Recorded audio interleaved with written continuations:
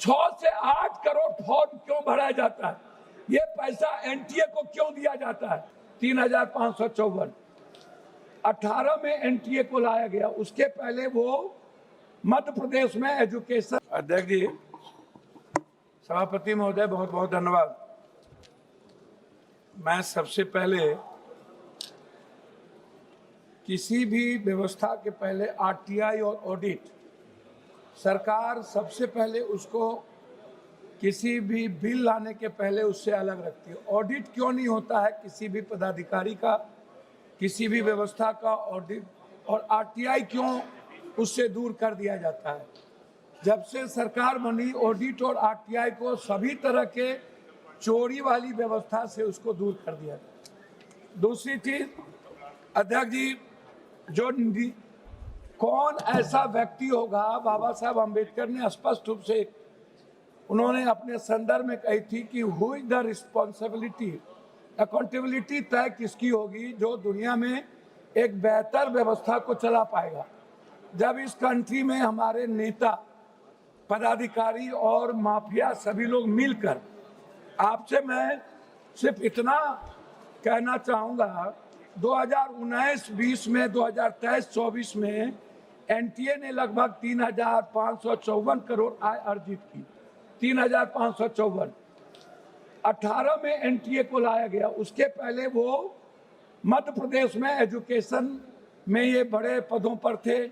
High court ने इनको guilty किया, फिर ये गिल्टी हुए, गिल्टी के बाद इनका प्रमोशन करके यूपीएससी का चेयरमैन बना दिया, फिर यूपीएससी के चेयरमैन में गिल्टी हुए, फिर इनको एनटीए का चेयरमैन बना दिया गया।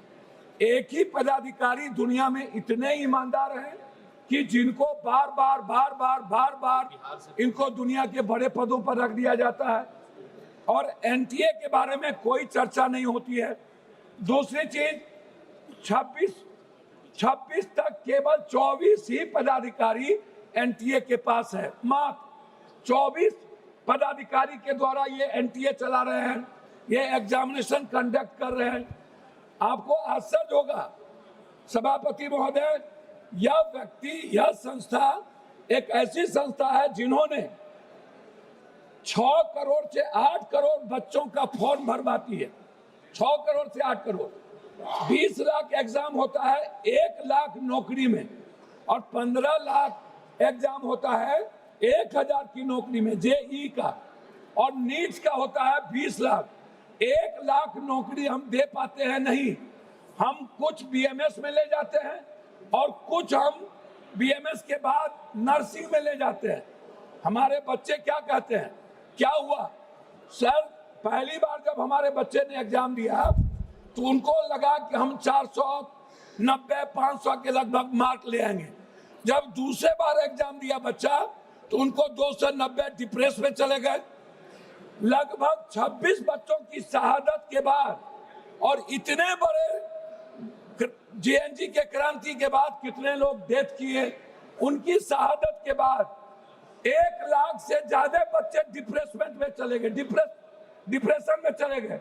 उसकी चर्चा इस भारत में नहीं है कि जो पहली बार 500 मार्क्स लाते और दूसरी बार 296, पहले बार जो क्वेश्चन था वो ब्रॉड था और दूसरे बार जो क्वेश्चन आया वो सेलेक्टेड कर दिया गया। मैं जानना चाहता हूं इस सरकार से 6 से 8 करोड़ फॉर्म क्यों भरा जाता है? ये पैसा एनटीए को क्यों दिया जाता है? ये इसमें किसकी किसकी हिस्सेदारी है?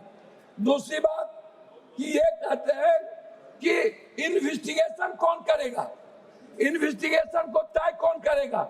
सीबीआई ने 5 बेईमान और चोर को, जैसे संजय मुखिया को, जिसने सबसे बड़ी चोरी की बिहार में क्वेश्चन रिकॉर्ड में, उसको बड़ी कर दिया। आप कह रहे हो एसआईटी, तो एसआईटी कौन बनाएगा? एसआईटी बनाएंगी सरकार। स्टेट के अधिकार को छीन लिया गया।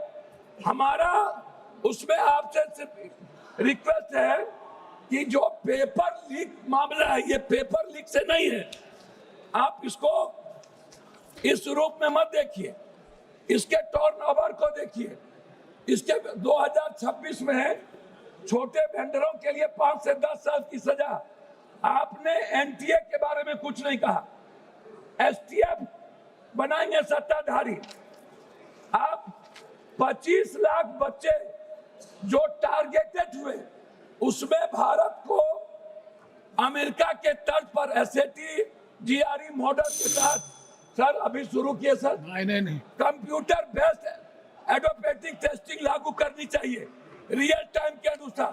कोरिया शोगनम मॉडल अपनाना चाहिए, जहां पेपर सेट करने वाले सैकड़ों प्रोफेसर परीक्षा से 1 महीने पहले गुप्त स्थान पर कड़ी सुरक्षा में पूरी तरह आइसोलेट कैद कर दिया जाता है। चीन के गुआको एग्जाम की तरह भारत में भी कैंडिडेट्स को पकड़ने के लिए आधार लिंकेड फेशियल रिकॉग्निशन अनिवार्य होना चाहिए। चीन के ही तर्ज पर चीटिंग करने वाले उम्मीदवार को माफियाओं के नाम डेटाबेस में डालकर आजीवन सरकारी नौकरी सुविधा और ब्लैक लिस्टेड कर देना चाहिए। फिनलैंड अभी थी सिस्टम से सीख लेना चाहिए कि इंटरनेट वाले क्लोज लोकल एयर गैप पर होती है, जिससे बाहरी हैकिंग या डाटा ब्रीच कोई गुंजाइश। जापान में 2021 में कॉमन टेस्ट रिफॉर्म्स के तहत परीक्षा रूट लर्निंग के साथ करना चाहिए। ब्रिटेन जोफाल के तर्ज पर भारत की एक स्वतंत्र नेशनल एग्जामिनेशन रेगुलेटरी बोर्ड हो, जिसमें कोई सरकार का इंटरफेरेंस नहीं हो। एनटीए प्राइवेट वेंडर्स को तकनीकी और सुरक्षा ऑडिट करे। मैं बता रहा हूं अध्यक्ष जी, सिंगापुर के तरह digital chain of custody blockchain तकनीकी इस्तेमाल हो, एग्जाम सेंटर तक पूरी तरह एनक्रिप्टेड रहे। एक ये रिक्वेस्ट है, प्राइवेट सेंटर जैसे अध्यक्ष जी प्लीज स्कूल इंजीनियरिंग कॉलेज पर परीक्षा करवाना आउटसोर्सिंग तुरंत बंद करिए। आउटसोर्सिंग थर्ड पार्टी गलत है, बिना फुल प्रूफ के। श्री सोला सिंह जी, श्री सोला सिंह, सॉरी भोला सिंह, जुर्माना नहीं। श्री भोला सिंह, एक माफिया कमेटी है। मैं आपसे 1 मिनट में रिक्वेस्ट करूंगा। प्लीज कंक्लूड करो, प्लीज। आप कंक्लूड कर रहा हूं सर, मेरा रिक्वेस्ट है। एक सेकंड। अरे सर, मेरा रिक्वेस्ट इसमें यह है कि बच्चों की सुरक्षा पर कोई चर्चा नहीं, एनटीए के ऑडिट, आरटीआई और उसको बर्खास्त करने की कोई चर्चा नहीं। आपने एक ऐसा कानून लाया जो माफिया और सरकार को बचाती है। धन्यवाद, शुरू करो। अंत में धन्यवाद, एक सेकंड सर। धन्यवाद सभापति महोदय। सभापति महोदय,